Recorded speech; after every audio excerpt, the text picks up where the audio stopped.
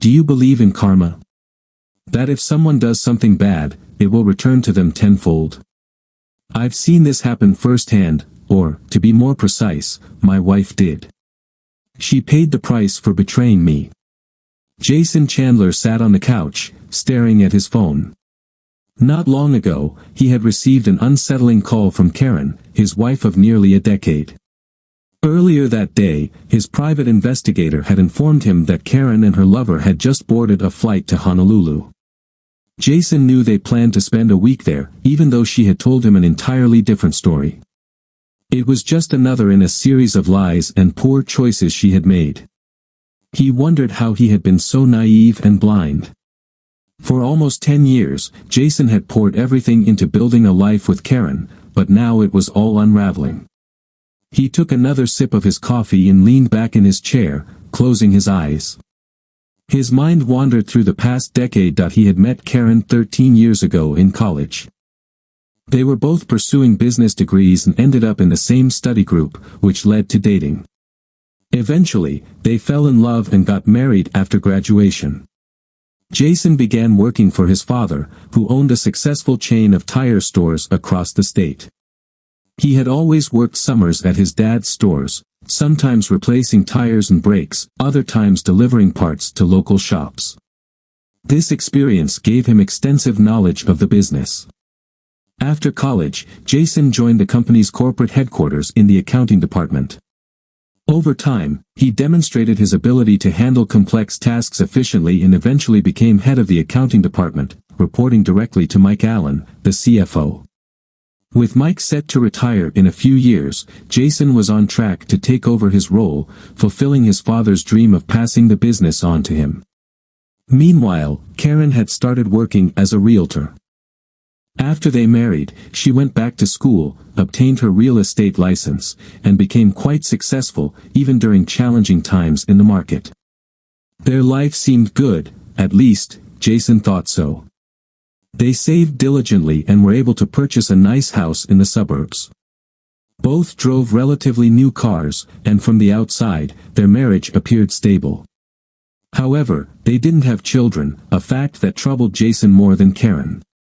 Early in their marriage, she had told him about a medical issue with her tubes and said she had them tied. Jason had comforted her and suggested adoption, but Karen wasn't interested.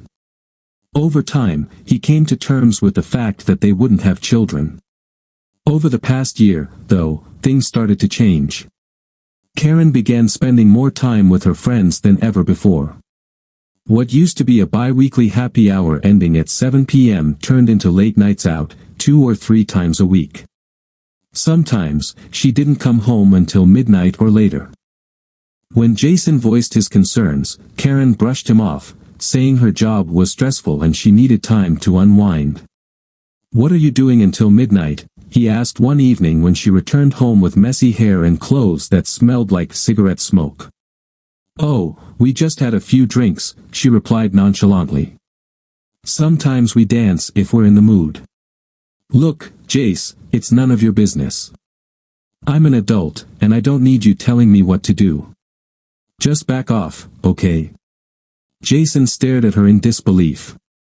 She had never spoken to him like that before. Seeing his expression, she softened her tone. "I'm sorry, Jace," she said gently. "I didn't mean to snap at you. It's just, there's a lot of stress with the market right now." "You've handled tough markets before without getting this upset," he replied. "What's different this time?" "You don't understand how hard it's been lately," she explained. "The competition is fierce, and the higher-ups are pressuring us to sell more properties." "I get it," Jason said. "But you don't need to take it out on me. I'm here to support you, remember?" She smiled and hugged him. "You're right," she said. "I'm really sorry." "Apology accepted," he said with a small smile. "But seriously, maybe take a shower. No offense, but you smell like an ashtray." "Sorry," she laughed. "A lot of people were smoking at the club. I'll go shower." By the time she came to bed, Jason was already asleep. In the months that followed, other changes became apparent. Their intimacy diminished significantly. What had once been a vibrant connection dwindled to rare moments. Karen also seemed increasingly disinterested in Jason's work and hobbies, a stark contrast to how attentive she had once been. Then came the moment he caught her in an obvious lie. One day, Jason decided to surprise Karen at her office and take her out for lunch. However, when he arrived, he was told she was out showing properties. That evening, after Karen came home from hanging out with her friends, he casually asked about her day. "I was in the office all day," she said.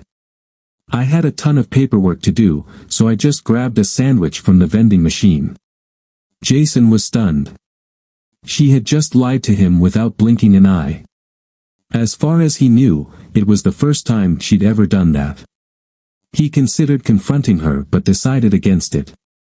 Given her current mood, she'd likely blow up, and he was too exhausted to deal with it. Still, he began to wonder how many other times she might have lied to him. Later that night, as they lay in bed, Jason turned over and looked at her. She noticed the worry on his face. "What's bothering you, Jace?" she asked. "I'm worried," he replied. "About what?" she pressed. "Us," he admitted. "I feel like we're growing apart. Do you still love me?" "Of course I do, honey," she reassured him, wrapping her arm around him. "You know that, right?" "Honestly, I'm not sure," he said. "I can't even remember the last time you said it. And it's been a while since we've been close. It feels like you're away more than you're home." "I'm so sorry," she said softly. "It's just the pressure from work. I do love you. Please believe me." "Could you start showing me a bit more?" he asked. "Of course, baby," she said, kissing his face. That night, they shared an intimate moment, and Jason felt a little better, though the worries still lingered. Things seemed to return to normal for about a month, but then the same patterns reappeared. What is going on, he wondered for the millionth time. It all started to become clearer the day his old friend, Ron Green, called him. "Can you get some time away?" Ron asked. "Sure, I can meet up for a beer," Jason said. "What's going on?" "I can't say over the phone, Jace," Ron replied, "but it's important." "All right," Jason agreed. "I can meet you at 5:30 if that works." They ended the call, and Jason met Ron at the bar that evening. He wasn't too concerned about being late since Karen was usually out until 6 o'clock or 7 p.m., sometimes even later. "All right, man," Jason said as they sipped their beers. "Out with it. What's going on?" "Jace," Ron started, "I saw your wife today while I was out running errands." "Yeah," Jason replied. "She's in real estate. Probably just showing a property." "Maybe," Ron said, "but I didn't know showing houses involved holding hands and kissing." "What?" Jason asked, surprised. "Come on, you're messing with me." "I wish I were, man," Ron said. "I was driving down Riverside Drive and saw your wife walking out of a house with some guy. They were holding hands, and then they kissed. And I'm not talking about a peck on the cheek. He had his hands all over her." "No way," Jason said. "Are you sure you're talking about my Karen?" Ron pulled out his phone and showed Jason a picture. Sure enough, there was Karen kissing the guy, his hands all over her. Jason muttered as he handed the phone back. "Can you send me that picture?" "Yeah, no problem," Ron said, tapping away on his phone. "What are you going to do?" Jason shook his head. "I don't know, man. Things haven't been right for a while, but I never thought she'd do something like this." "A buddy of mine's a private investigator," Ron offered. "If you want, I can get you in touch with him." "Do it," Jason said. "I need to figure out what's really happening." They said their goodbyes and headed out. When Jason got home, Karen was in the kitchen. "That's something new," he thought to himself. "You're home early," he said, kissing her. "Not that I'm complaining." She smiled and kissed him back. "Where were you?" she asked. "I was out having a beer with Ron," he replied. "I didn't expect you home this soon, so I figured why not." "Is everything okay with him?" she asked. "Not really," Jason said. "He just found out that a friend of his has a wife who's been cheating on her husband." "Oh," she responded. "Yeah," Jason continued. "He caught her holding hands and kissing some guy earlier today. He thought he noticed a slight reaction from her." "Well," she said, "maybe he's reading too much into it." "I don't think so," Jason said. "I'm just thankful that's not something I have to worry about." Again, he sensed a small flinch from her. "It would destroy me if you ever did something like that," he added. "I'd never do that to you," she said, wrapping her arms around him. "I love you too much." "That's really good to hear," he said, kissing her gently. "So, why are you home early?" he asked. "Our annual company convention is this weekend," she explained. "I wanted to get started on packing and spend the next couple of nights with you before we're apart for a few days. It's in Las Vegas this year." "Where exactly?" he asked. "At the convention center," she replied. "We're staying at the Westgate Resort. I heard it's a 4-star hotel." "So, when do you leave?" he asked. "Friday afternoon, right after lunch," she said. That was just 2 days away. "Are you getting another award this year?" he asked. Karen always seemed to win the top sales award in the region. "Probably," she replied. They shared another kiss.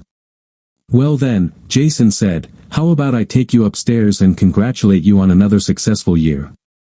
Karen smiled and took his hand. "I thought you'd never ask," she replied. They spent the evening together, but Jason's mind was elsewhere. Would she cheat on me this weekend? He wondered. "Hey, I've got some vacation time coming up," he said. "Why don't I join you? We could spend the week in Vegas, relax, and reconnect. Our 10th anniversary is next week, after all." "That sounds great," Karen said, "but I'll be tied up with seminars and meetings, so we probably wouldn't see much of each other. Plus, they're expecting me back at work right after the convention. How about we celebrate our anniversary when I return? I promise I'll make it up to you." "All right," Jason said. "I'm holding you to that." The following day, Jason reached out to Ron and got the contact information for the private investigator. He set up a meeting for that same day and headed over before lunch. "Good morning, Mr. Chandler," greeted the middle-aged man as Jason walked into his cluttered office. "Nice to meet you. Ron mentioned you might be in touch. Please, call me Jerry. What can I do for you?" Jason explained the situation and mentioned Karen's upcoming trip to Las Vegas. "Vegas, huh?" Jerry asked. "Do you suspect she's planning to meet someone at the convention?" "I'm not sure," Jason replied.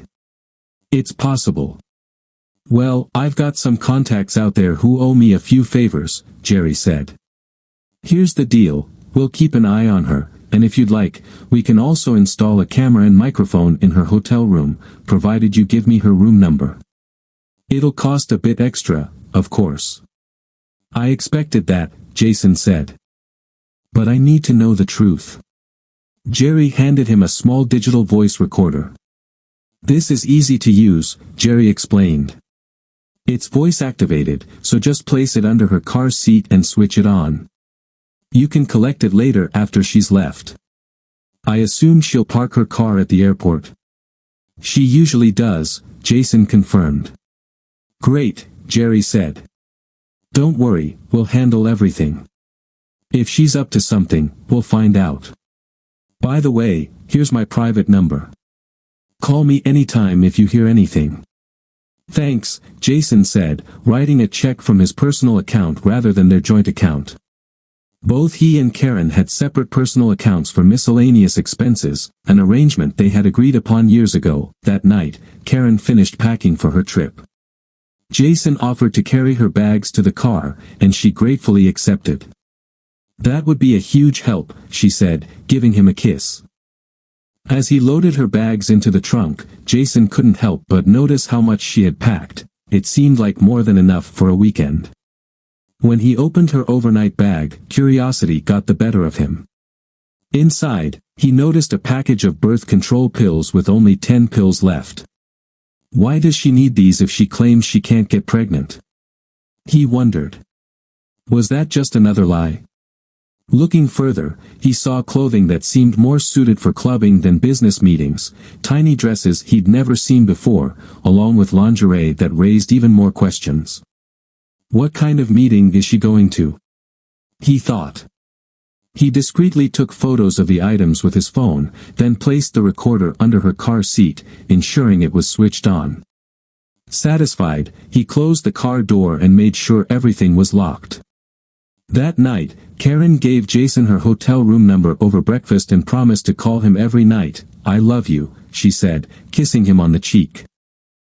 "I love you too," he replied, watching her drive away. At work, Jason called Jerry and provided the room number. "Great," Jerry responded. "Thanks. I'll get my team on it right away."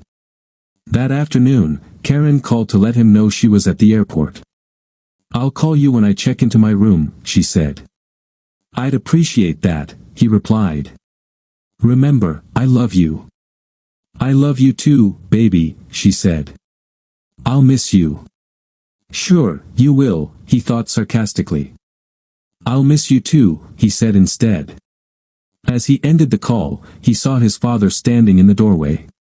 "Everything okay, son?" his father asked. "You look like you've just lost your dog."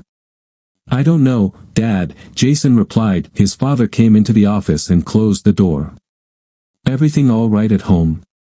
"Want to talk about it?" he asked. Jason knew better than to keep things from his father, so he shared everything he knew so far. "That doesn't sound too good, son," his father said. "I would never have suspected her of cheating." "Me neither, Dad," Jason agreed. "Well, if there's anything your mom or I can do, just let us know," his father said. "We're here for you." "Thanks, Dad," Jason said. "I appreciate it." Jason left work a couple of hours early and drove to the airport to retrieve the audio recorder from Karen's car. Glancing around, he noted that the rest of the car was as immaculate as she always kept it. On the drive home, Karen called. "Hi, baby," she said. "Just wanted to let you know I arrived safely." "Thanks for letting me know," he replied. "I'm just settling in," she added. "I'll call you later tonight." "Love you." "Love you too," he said. When he got home, Jason turned on the audio recorder, hoping it would be empty. For the most part, it was, with only road noise and the sound of her radio. However, about halfway through, he heard his marriage unraveling. Her phone rang through the car's Bluetooth, allowing him to hear both sides of the conversation. "Hey, baby," a man's voice greeted. "Hey yourself, stud muffin," she responded. "Stud muffin?" Jason thought. "Who the hell is this guy? I can't wait to see you again," the man said. "Last week was fantastic." "I'm glad you liked it," Karen replied with a playful giggle. "Are we still on for next week?" "Next week?" Jason thought, shocked. "All set," the man confirmed. "Did you tell your husband?" "Not yet," she said. "Don't worry, I've got it all under control." "He doesn't suspect anything, does he?" the man asked. "Not at all," she assured him. "He's as clueless as ever." "I hope you're right," the man said. "I told you not to worry," she said confidently. "He'll believe whatever I tell him." "Good," the man replied. "Listen, I'm about to pull into the airport. I'll see you at the hotel tonight, okay?" she said. "I can't wait," he responded. "Bye, lover." "Bye-bye," she said, ending the call. Jason stared at the recorder, unable to believe what he had just heard. He replayed it to make sure he wasn't misinterpreting anything. Not only was Karen cheating on him, but she also had plans for next week, the week of their 10th anniversary, that didn't include him. Damn, he thought. How long has this been going on? And who the hell is this guy she's involved with? He grabbed a beer from the refrigerator and sat at his desk, reflecting on the past few months. Had he really been so oblivious to miss all the signs? He began to wonder what else she might be hiding. Until now, he had always respected her privacy and avoided snooping, but that was about to change. After her betrayal, he felt she no longer deserved that respect. Jason knew she kept her home desk locked and where she hid the key. He went to their bedroom and opened a small drawer in her jewelry box. Sure enough, the key was there, attached to a ring with a few other keys. He took the ring and headed to the room they had set up as her office. Unlocking the desk, he began sifting through her files. What he discovered left him utterly stunned. It appeared Karen had been deceiving him throughout their entire marriage. Among the documents, he found her banking records and was astonished to see how much she had saved from her earnings. She had deposited far more than the agreed-upon 10% into her private account, which now held over $250,000. Reviewing her recent purchases, he saw items he'd never known about, an expensive Rolex watch and other lavish gifts clearly meant for her lover. She had also bought high-end clothing, including provocative items from Victoria's Secret, none of which he had ever seen, but there was more. Jason found medical bills from a family planning clinic.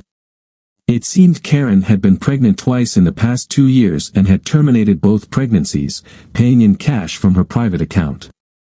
He wondered if one or both of the terminated pregnancies could have been his. Additionally, Jason discovered that Karen had been consistently paying for birth control pills for at least the last 4 years. To make matters worse, there was a receipt for Plan B emergency contraception, purchased earlier that week. Among her documents, Jason also found a recent receipt for a substantial down payment on a condo in an affluent part of town. Was this to be her love nest? He wondered. The receipts included utilities and new furniture.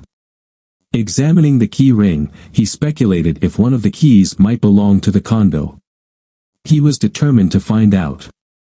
He turned on her computer to uncover more, knowing Karen always wrote down her passwords. Sure enough, he found a note taped to the bottom of her keyboard with her usernames and passwords. Logging in, Jason accessed her email account. She had left her credentials cached, confident he would never investigate. Scanning her emails, Jason was stunned by what he found. There were numerous exchanges with someone named Greg Wilson, nearly all of them explicit. Greg frequently expressed his love for their time together, and Karen's replies mirrored his sentiments. The emails spanned nearly a year, around the time Jason first noticed changes in her behavior. Their encounters initially took place in hotel rooms but later moved to houses Karen was showing for her job. One email from 6 months ago answered one of Jason's burning questions. "Did you deal with that issue?" Greg asked. "Yes," Karen replied. "I went through with the termination today." "It's a shame you didn't keep it," Greg responded. "You could have passed it off as Jason's." "I couldn't do that," she said. "He thinks I can't have children. He'd know it wasn't his." Jason recalled this was around the time he first caught her lying. The realization of her deceit and betrayal hit him hard. As he continued browsing through the emails, he saw Greg suggest meeting in Jason and Karen's marital bed. Karen refused. "I won't do that to Jason," she stated in an email. "Come on," Greg replied. "The clueless fool has no idea what's happening." "No," Karen insisted. "I'm not doing that." "What if you had your own place?" Greg suggested. "You could use your commissions to pay cash for a nice condo, and Jason would never know." "That's an interesting idea," she replied. "I have my own account, and Jason never asks about it. Let me check what's available." That conversation was 3 months ago. The receipt for the down payment was dated just over a month ago. "I got a condo," Karen informed Greg in an email. I've made the down payment, and new furniture will arrive in about a week. Jason knows nothing about it. Perfect, Greg responded. We'll need to break in every room of the place. Jason leaned back, stunned by this discovery, and continued reading through the emails. So, why do you stay with your husband? Greg asked. Why not just leave him and move into the condo? Believe it or not, I still have feelings for him, Karen replied. He might be a boring accountant for a chain of tire stores, but I care about him, and he treats me well. I only got the condo so we'd have a place to meet up without risking being seen at a hotel. Besides, you're still married. Listen, babe, just say the word, and I'll dump Christy right away, Greg responded. She's a real pain anyway. We'll see what happens after the conference, Karen wrote back, after the conference. Jason wondered. What's going on after the conference? He started printing her emails and copying the receipts he found when his phone rang. Karen's number appeared on the screen. Hello, he answered. It's me, babe, Karen said. Are you okay? You sound off. I've got a terrible headache, he said, not wanting to reveal his suspicions. Well, I just wanted to let you know I'm settling in for the night, she said. Take something for that headache and get some rest. I love you and miss you, she added. Yeah, me too, he replied. Goodbye. Jason ended the call, wondering if she noticed that he hadn't explicitly said he loved or missed her. The truth was, he was on the verge of punching a hole in the wall. Determined to find out who Greg was, he searched the website of Karen's real estate company. Sure enough, he found him, Greg Wilson. The site indicated that Greg was the regional manager for Karen's company. In other words, she was having an affair with her boss. Jason printed the page and added it to his growing stack of documents. Unable to calm down, he decided to see if he could get into her condo. He confirmed the address but wondered if it had a security system. Going through her paperwork, he found a series of numbers labeled alarm. Naturally, she'd write it down, he thought. She writes everything down. He shut down her computer and headed out, stopping in the garage to grab a pair of latex gloves. He didn't want to leave any traces of his presence. He easily found the complex and parked in her designated spot. Putting on the gloves, he tried one of the keys from the ring he had found in her jewelry box. The door opened, and he stepped inside. The alarm console was on the wall near the door. He entered the code from her paperwork and made sure the alarm was deactivated. Turning on the light, he looked around the apartment and was amazed by Karen's choice of furniture. She always had impeccable taste, he thought. It's a pity she wasn't as faithful as she was stylish. As expected, there were no photos of him anywhere. After all, this was her personal refuge, her escape from their marriage. In the kitchen, he noticed several plates and silverware, though the refrigerator and pantry were nearly empty. The room was fully furnished, and the walls were decorated with tasteful floral prints. A large flat-screen TV hung on the living room wall. In the master bedroom, Jason found long lace curtains cascading to the floor. She always loved lace curtains and had hung them throughout their house. However, he noticed they were hanging dangerously close to an electric heater. Did she even consider the fire hazard? He wondered. Opening the dresser drawers, he found underwear he had never seen before, as well as men's underwear, which he suspected belonged to Greg. He took out his phone and snapped some photos. Inside the bedside table, he found a postcard addressed to Karen from Greg. I just wanted to thank you for the watch, the postcard read. I can't wait for your housewarming party. It was signed, Love, Greg. In the dressing room, Jason found several more items of clothing, both men's and women's, hanging neatly on hangers. In the main bathroom, he couldn't help but notice 2 toothbrushes by the sink and his and hers towels on a rack next to the shower. He took out his phone again and snapped more pictures. The second bedroom was sparsely furnished, containing just a small desk and a chair. A network cable was draped across the desk, suggesting it was used for her laptop. A few pieces of mail addressed to Karen were scattered on the table, all from utility companies. Jason photographed the letters, ensuring her name and address were clearly visible. The windows were covered with long lace curtains that reached the floor, similar to those in the master bedroom, but these also obstructed an electric baseboard heater. As he continued to look around, he noticed several potential fire and safety hazards. There were no smoke detectors in the bedrooms, and the one in the kitchen ceiling appeared very outdated. He wondered if it even had a functioning battery. After ensuring everything was exactly as it had been when he arrived, Jason turned off the lights, reactivated the security system, and locked the door before heading back to his car.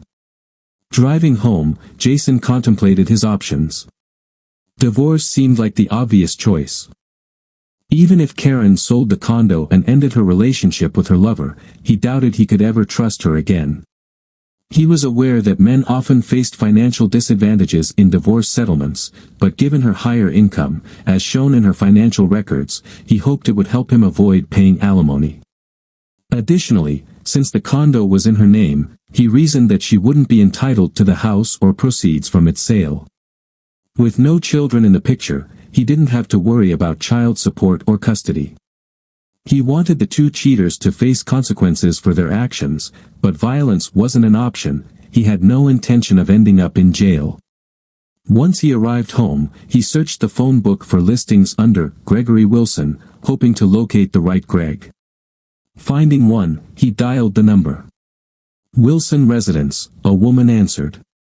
"Is this Mrs. Wilson?" Jason inquired. "Yes, it is," she replied. "Who am I speaking with?" "My name is Jason Chandler," he said. "Is your husband the regional manager for Acme Real Estate?"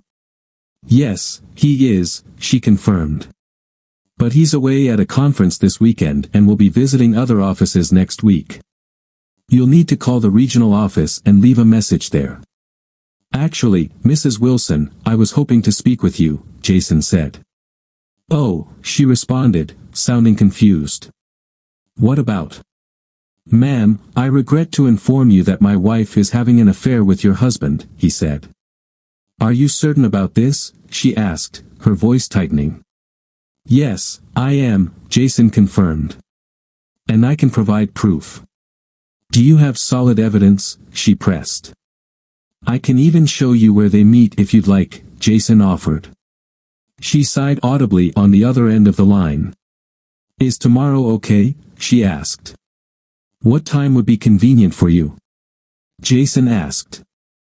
"Let's say around 1 o'clock in the afternoon," she suggested. Jason gave her the address and directions to Karen's condo. "I'll see you there," Jason said, ending the call with a grim smile. He sat at his desk and began making a list of tasks. His first priority was to change the locks on the doors, which he planned to do before meeting Greg's wife at the condo. He briefly considered drowning his sorrows in alcohol that night but dismissed the idea. Instead, he grabbed a slice of cold pizza, ate it absent-mindedly, and trudged upstairs to bed. The next morning, Jason rose early and went to a nearby hardware store. He purchased everything needed to replace the door locks and made an extra key for the condo. By noon, he had finished the lock changes.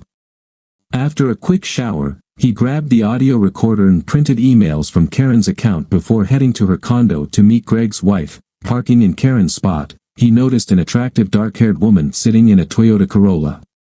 He approached her car and tapped on the window. She rolled it down and looked at him. "Are you Christy Wilson?" he asked. She nodded. "Yes," she replied. "You must be Jason Chandler." "That's right," he said, opening her car door. "Come with me. I'll show you there. Love Nest. You might want to put these on first," he added, handing her a pair of latex gloves. "I don't want to leave any fingerprints." "Good idea," she agreed. They proceeded to the door, and Jason used the key he had made to unlock it. He was relieved to find it worked. After disabling the security alarm, they stepped inside. Jason led Christy to the bedroom, opening the drawers and closet to reveal Greg's clothing. "Oh my God," she exclaimed. "I've been searching for some of these things for weeks. I was wondering where his clothes were going." "Has your husband been wearing a Rolex watch recently?" Jason asked. She nodded. "Yes," she said. "He told me it was a gift from management." Jason shook his head and pulled the card from Karen's nightstand. He handed it to her. She read the note and started crying. "Is that his handwriting?" Jason asked gently. "Yes," Christy sobbed. "There's more," he said, pulling out the emails and the audio recorder. She read the emails, tears streaming down her face. Then Jason played the audio recording from Friday. "I'm really sorry about all this," he said, wrapping his arms around her. He felt like crying too but managed to hold it back. "It's not your fault," she said. "I had suspected something like this for a while, but I never had any proof." After a moment, she composed herself and looked at him. "So, what are you going to do?" she asked. "I'm going to divorce her," he said. "What about you?" "I'm throwing that lowlife out of the house as soon as I see him," she replied firmly. Then she paused, a thoughtful look crossing her face. "Actually, I've got an idea." "What's that?" he asked. "Well, if they want to live here together, why don't we help them out?" she suggested. "What do you mean?" Jason asked. "I mean, why don't we pack up their stuff and drop it off here?" she said. Jason thought for a moment and then smiled. "I kind of like that idea," he said. "But we'd better get going, they'll be back in a day or two." She shook her head. "Greg said he'd be gone for a week after the convention," she said.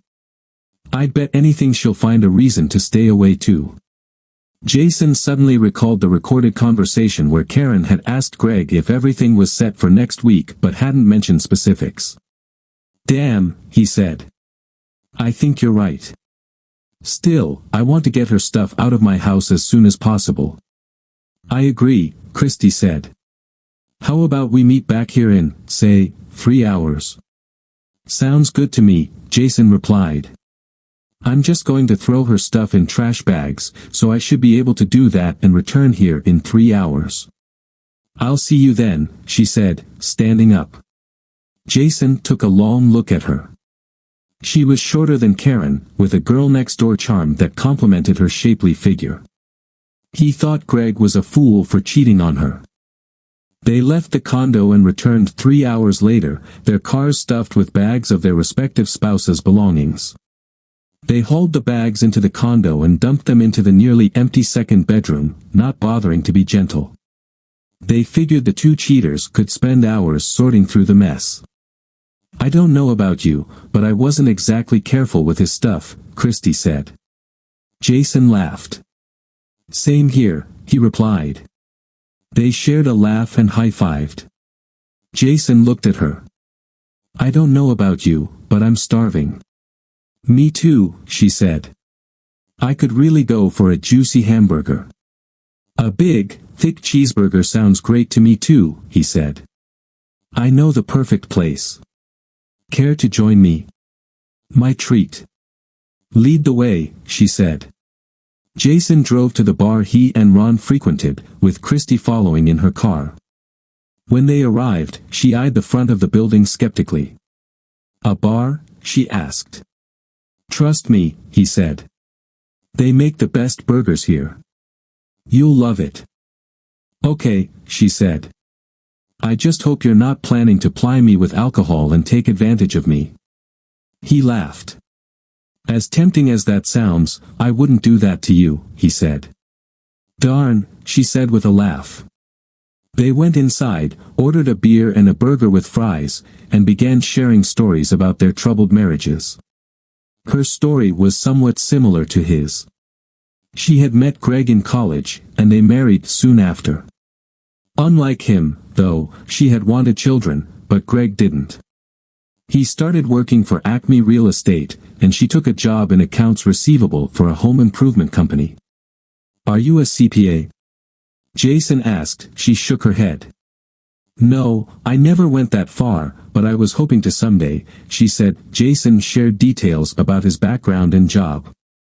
We're always on the lookout for good people, he said. If you send me a resume, maybe we can help each other out.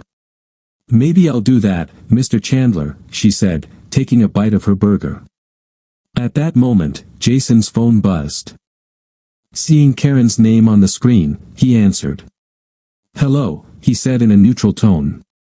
Hey, baby, Karen said. He could tell she had been drinking. What are you up to? Just grabbing a burger at the bar, he replied. What about you? Guess what? She asked excitedly. I won the top seller award. That's great, he said, masking his frustration. Yeah, and they want me to stay in Vegas next week to work with their agents, she continued.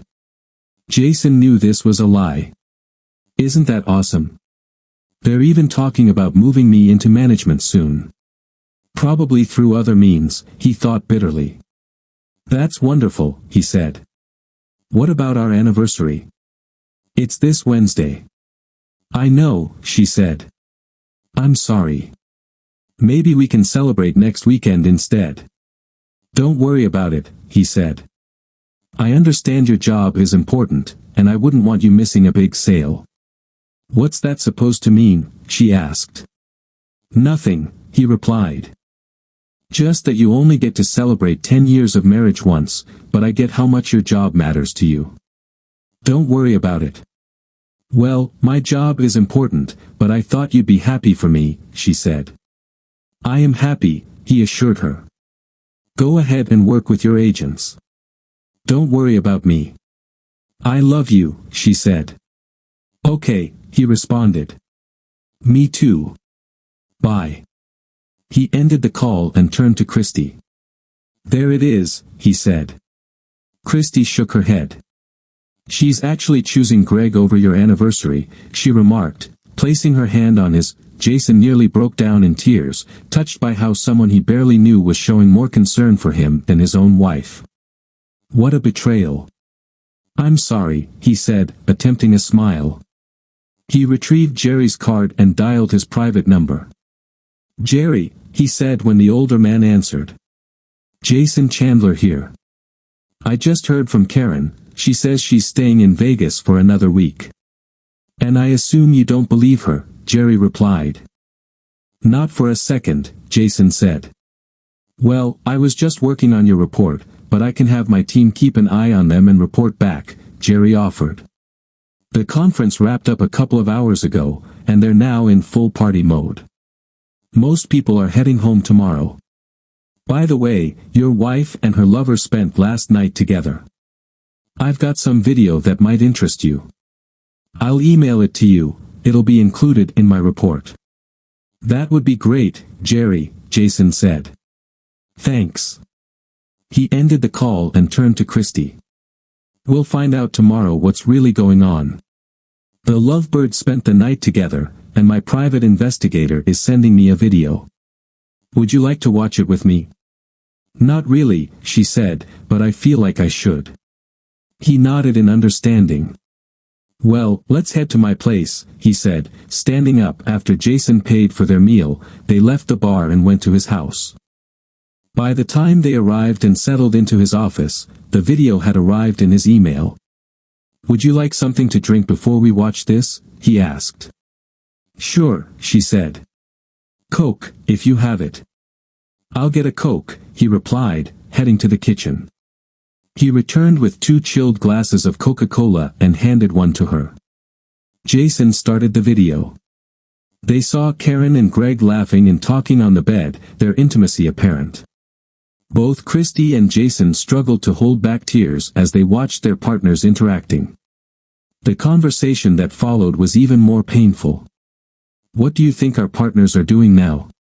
Karen asked. Well, as far as I know, Christy's probably watching one of her boring movies, Greg replied. Or maybe she's reading one of her stupid books. Yes, I understand what you mean, Karen said. I bet Jason is either fiddling with one of his pointless spreadsheets or checking stock market reports. Greg chuckled. You'd think he was saving the world or something. His father's company sells tires, for crying out loud. What's so important about that? So, have you decided what you're going to tell this idiot tomorrow after the awards banquet? Greg asked. Yes, Karen replied. I'll say that I've been asked to stay in Vegas for a week to assist the local representatives. And he'll believe it? Greg asked, laughing. Of course, Karen said confidently. He'll believe anything I tell him. I could say the moon is made of green cheese, and he'd agree. By the time he figures it out, we'll be on a beach in Hawaii. Hawaii? Christy exploded, slamming her hand on the desk. Is this jerk taking her to Hawaii? She turned to Jason. I'm sorry for calling your wife that. Don't worry about it, Jason said grimly. I'd call her the same. They returned their attention to the video. So, what about your anniversary? Greg asked. Are you just going to skip it? Hawaii is a lot more fun than spending an evening at a steakhouse, Karen said with a smirk. I'll make it up to him. Maybe. Greg looked at her. Do you even care how far apart you've grown from each other? He asked. Karen shrugged. It's just our 10th anniversary. There'll be others. Jason couldn't watch anymore and stopped the video. I've had enough, he said. What about you? Christy nodded, tears streaming down her face. More than enough, she said. I'm making an appointment with a divorce lawyer on Monday. Do you want to come with me to mine? Jason asked. Do you mind? She asked softly. Not at all, he assured her. Christy couldn't hold back anymore and burst into tears. Jason held her close, letting her cry on his shoulder. He wanted to cry himself but managed to restrain his emotions, offering her as much comfort as possible. Is it okay if I stay here with you tonight? She asked. No intimacy, I just want to be held. Of course, you can stay, he said. You can stay for a week if you want. Thank you, she said. I can't believe I wasted so many years on him. I believed all his lies. I know exactly how you feel, Jason said. He took her upstairs to the master bedroom, found an old t-shirt that was long enough for her to sleep in, and handed it to her. She went to the bathroom to change while he put on his pajamas and got into bed. When she appeared in the oversized t-shirt, Jason couldn't help but notice her long, toned legs. She smiled and slipped under the covers. What's wrong? She asked playfully. Haven't you ever seen a woman's legs before? Not legs as beautiful as yours, Jason replied, smiling. Flattery will get you far, sir, she teased. He put his arms around her and inhaled her scent as she snuggled close. You know, you're the only woman I've been in bed with besides my wife in the last 10 years, he said. And you're the only man I've been with besides my husband, Christy replied. They stared into each other's eyes for what seemed like an eternity. Then Christy leaned over and kissed Jason softly on the lips. He kissed her back but, realizing what could happen, he gently pulled away. He didn't want to do to Karen what Christy was experiencing with Greg. Christy seemed to feel the same way and silently rested her head on his shoulder. They fell asleep like that, and the next morning, they woke up still holding each other. Good morning, handsome, she said with a small smile as Jason stirred. Good morning, he replied, stretching. I'll be right back, he added as he headed to the bathroom. When he returned, Christy was already in the kitchen, cooking eggs and bacon. He glanced at his watch and saw it was 8:30 a.m. He turned his attention back to her, noticing how she moved gracefully in his old t-shirt. For a moment, it reminded him of the happier times when Karen used to cook breakfast for them every morning. It smells amazing, he said. I hope you don't mind that I raided your kitchen, she replied. Not at all, he said with a smile. I don't even remember the last time someone cooked breakfast for me. Karen never cooked for you, she asked, raising an eyebrow. She did in the beginning, Jason admitted, but she stopped ages ago. She claimed it took too much time and that she needed to look presentable for her clients. She's a piece of work, Christy muttered. I agree, Jason said, savoring the aroma of the bacon. When she placed the plate in front of him, he ate like someone who hadn't had a decent meal in weeks. That was incredible, he said when he finished. Do you cook like this every morning? Whenever I can, she replied with a smile. Jason's phone buzzed. Checking the screen, he saw it was Jerry calling. Good morning, Jerry, he said. Working on a Sunday? More than I'd like, Jerry chuckled. Just wanted to let you know that your wife and her lover boarded their flight from Las Vegas just before 6 o'clock this morning. They had a 40-minute layover at LAX, and the plane took off from there about an hour ago. They should be landing in Honolulu in about 5 hours. I can give you the flight details if you need them. I do, Jason said, grabbing a pen. They're on American Airlines Flight 31, Jerry said. I have someone in Honolulu ready to track them once they arrive. Thanks, Jerry, Jason said, jotting down the information. He ended the call and turned back to Christy. Well, he said, the plan is in motion. They're headed to Hawaii. Meanwhile, Karen reclined in her seat as the plane flew over the Pacific Ocean.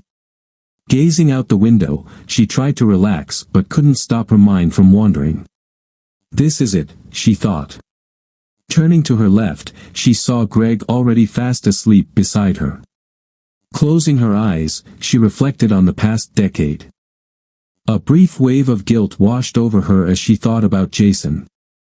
Deep down, Karen knew this was just another poor decision in a long series of them, but she justified her actions. I deserve this, she told herself.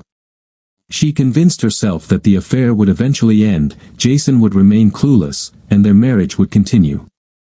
They'd retire together and grow old as if nothing had ever happened. Her first major lie to Jason had been about children. She had told him she couldn't have any, claiming a medical issue had forced her to have her tubes tied. In reality, she could have children but didn't want the responsibility. Jason believed her and, in time, came to accept it. However, complications with her IUD forced her to stop using it. The migraines and pelvic pain became unbearable, so she switched to birth control pills and used the rhythm method to avoid intimacy on her most fertile days. It worked most of the time, but she still became pregnant twice. The first pregnancy was Jason's. Afraid of how he'd react, which would reveal her initial lie, and determined to remain child-free, she secretly arranged a termination of pregnancy, paying for it with her personal funds. Luckily, their agreement to keep separate personal accounts alongside their joint one allowed her to do this without Jason finding out. Her second pregnancy, 6 months ago, was with Greg. She informed him and made the same decision, paying for another termination with her own money. Karen hoped Jason would never discover either of these secrets. Her infidelity began later. For the first 7 years of her marriage, she was faithful. But one day, a particularly handsome and wealthy client changed everything. It was an impulsive decision to sleep with him in the master bedroom of a house she was showing. He thanked her by immediately buying the property. Karen told herself it was a one-time thing, but over the next year and a half, she repeated this behavior around 10 times. Eventually, she rationalized her actions. If other women could do this without getting caught, why couldn't she? In her mind, it didn't affect Jason, she still loved him, and what he didn't know wouldn't hurt him. Everything changed for Karen when she met Greg. He had qualities Jason lacked. While Jason carefully analyzed every decision, Greg was spontaneous, making choices on a whim. Jason's life path had been set long ago, working for his father's tire company and eventually becoming the financial director, then president and CEO. Greg, on the other hand, lived day to day, with no idea where he'd be in 5 years. Jason focused on the future, Greg lived in the moment. Their differences extended to the bedroom.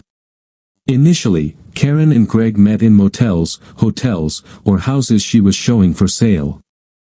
However, Karen began to worry that someone might see them and inform either Jason or Greg's wife, Christy. One evening, when Jason expressed concern that their relationship felt distant, Karen became scared and decided to break things off with Greg temporarily. She refocused her attention on Jason, though it didn't last long. Greg soon wanted to resume their affair, but Karen was afraid of being caught. Needing a solution, she decided to buy her own apartment where she and Greg could meet privately. Greg suggested they use the bed she shared with Jason, but she refused, as she still felt some affection for her husband, despite finding him a bit boring.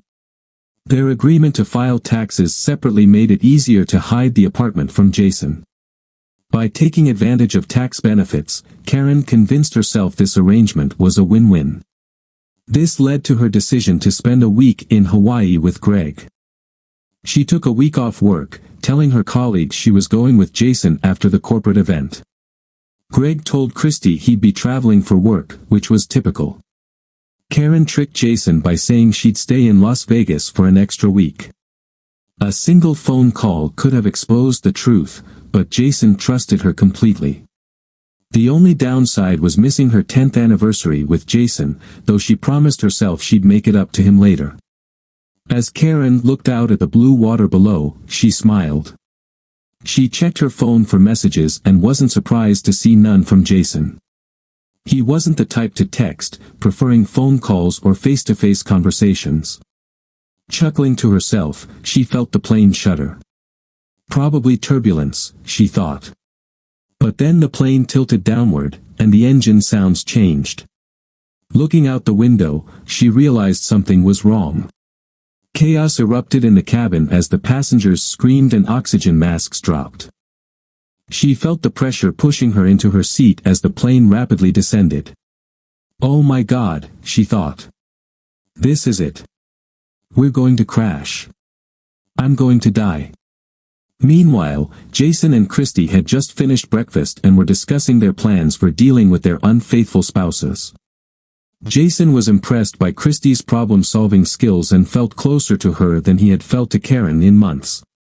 Just as he returned to the table with a second cup of coffee, his phone buzzed with Karen's name on the screen. He put the call on speaker. "Hello," he answered. "Jace." Karen's voice cried out, barely audible over the background noise and screams. "Yes, Karen, what's happening?" Jason asked. "No. Time, plane, going down, so sorry, forgive," her voice cut off abruptly as the call ended. Jason and Christy exchanged shocked glances. He tried calling Karen back, but it went straight to voicemail. "Try calling Greg," he instructed. Christy grabbed her phone and dialed. She shook her head. "Straight to voicemail," she said. Jason headed to his office, turned on his computer, and searched for the airline's contact number. After some effort, he reached someone who confirmed they were investigating reports of a plane crash. Jason left his name and number, along with Karen's and Greg's details, and was told someone would get in touch. He also provided Christy's information for contact. Jason did a quick online search but found nothing. He figured it would take at least an hour for news to surface. Returning to the living room, he turned on the TV, flipping through channels for updates. Finally, one news station reported that an American Airlines flight en route to Honolulu had gone down in the Pacific, though no further details were available. "Oh my God," Christy exclaimed, covering her mouth. Jason embraced her, silently hoping Karen had survived. Despite her betrayal, he didn't wish her dead. An hour later, Jason's phone rang. He turned down the TV and answered. "Mr. Chandler?" a woman's voice inquired. "This is he," Jason responded. "I'm calling to inform you that your wife's flight has crashed," she said. "I don't have additional details at the moment, but will contact you as soon as more information becomes available." "Thank you," Jason said, ending the call. He and Christy shared a comforting hug, tears streaming down their faces. A few minutes later, Christie's phone rang with the same news. Later, Jason's father called. It wasn't unusual for his parents to reach out when something significant was on the news. "Hey, Jace," his father greeted. "Hey, Dad. How's everything?" Jason asked. "Just got back from church." "Did you see the news about that crash?" his father asked. "Yeah, I saw it," Jason replied. "That's awful," Jason's father said. "By the way, how's Karen? Isn't she supposed to be coming back from Vegas?" "She's not doing too well right now, Dad," Jason said. "She was on that plane that crashed." "Crashed?" his father exclaimed, clearly shocked. "Why was she flying to Hawaii without you?" "She was with her boyfriend," Jason explained. "Oh my God," his father said, his voice filled with disbelief. "I'm so sorry, son. Take the week off to sort things out. I'll inform Mike. If you need anything, just give us a call, okay?" "Thanks, Dad," Jason replied, ending the call. Jason's mind was overwhelmed with mixed emotions. He mourned Karen's likely death, yet anger simmered within him, anger at her for cheating and at himself for not confronting her sooner. Oddly enough, he wasn't distressed by the fact that her death would spare him the complexities of a divorce. Then another thought struck him: he would now have to manage all her final expenses, including the condo. Great, he thought bitterly. He glanced at Christie, wondering how she was coping. What would she do next? He had an idea and decided to speak up. "Christie," he said gently, "why don't you sell your place and move in here with me?" She looked at him, her eyes brimming with tears. "Do you really mean that?" she asked. "Yes, I do," he replied. "I have an extra bedroom upstairs, and you're going to have a lot to handle in the coming months. Maybe we can help each other get through this." She paused, considering his words, before finally responding. "Okay," she said. "But there's one condition." "What's that?" he asked. "You need to let me sleep with you," she said softly. "Seriously?" Jason asked, taken aback. Things were moving faster than he anticipated, and he briefly questioned whether this was the right decision. Then he pushed those thoughts aside and decided to take a leap of faith. "Yes," she said. "I haven't felt the comfort of a partner in a long time. Last night, for the first time in years, I felt a sense of peace. Is that all right with you?" "It's more than all right," Jason said with a small smile. "Good," she replied.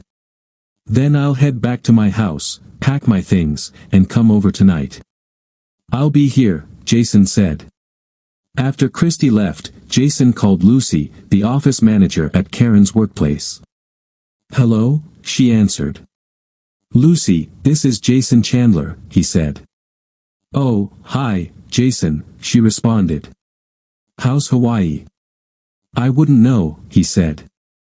"I hear it's nice this time of year." "Why?" "Well, Karen mentioned you two were heading there after the company meeting," Lucy said. "I assumed you were on your way." "No," Jason replied. "She went to Hawaii, but not with me. She left with Greg." "What?" Lucy exclaimed, shocked. "That's right," Jason said. "But they never made it. Their plane crashed into the Pacific Ocean earlier today. Perhaps you saw it on the news." "Oh no," Lucy said, her voice filled with concern. "Do you know if she survived?" "I don't think either of them made it," Jason replied grimly. "I'm so sorry," she said. "Please accept my condolences. And thank you for informing me. I'm not sure if you're aware, but the company provides life insurance for all employees. I'll start the paperwork first thing tomorrow, but I'll need some information from the airline. Can you get that to me?" "Yes, I'll get what I can," he said. "But I have a question for you." "What is it?" Lucy asked.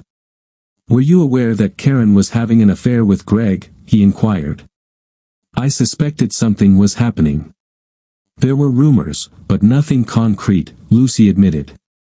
We typically avoid gossiping about such matters at the office. I see, Jason said. That's all I needed to know. I'll be in touch. Thank you, she said. And once again, my condolences. I appreciate it, Jason said, ending the call. Later that evening, Jason and Christy were watching TV when a news report about the crash aired. The report included footage recorded by a crewman on a nearby freighter, showing the plane plunging nose-first into the water and breaking apart on impact. The freighter had diverted its course to search for survivors, retrieving several bodies but finding none alive. Among the recovered belongings were items identified as Karen's and Greg's, but neither of their bodies was found. Oh no, Christy gasped, covering her mouth in shock. Jason embraced her, silently grappling with his conflicting emotions. Despite everything, he didn't wish Karen dead. Her final moments must have been filled with terror, and her last call to him had clearly been one of remorse. But it was too little, too late. Eventually, the airline reached settlements with the families of all passengers, paying over $175,000 per victim. After taxes and legal fees, Jason and Christy each received a share, leaving them with a comfortable financial cushion. Since neither Karen's nor Greg's bodies were recovered, no funerals were necessary, but they held small memorial services for their family's sake. Neither Jason nor Christy shed a tear for their late spouses. 3 months later, Christy left her job and began working alongside Jason. By then, their relationship had deepened into love. One evening, at a local Texas roadhouse, Jason got down on one knee and proposed. Christy squealed with joy as the other patrons applauded. It's about time you made an honest woman out of me, she whispered. Why's that? He teased. Because you're going to be a daddy, she replied with a radiant smile. Jason showered her face with kisses. I love you so much, he said. I love you more, she replied. But promise me one thing. What's that? He asked. Please don't ever ask me to fly anywhere, she said. He laughed and hugged her tightly. No worries, my dear, he said.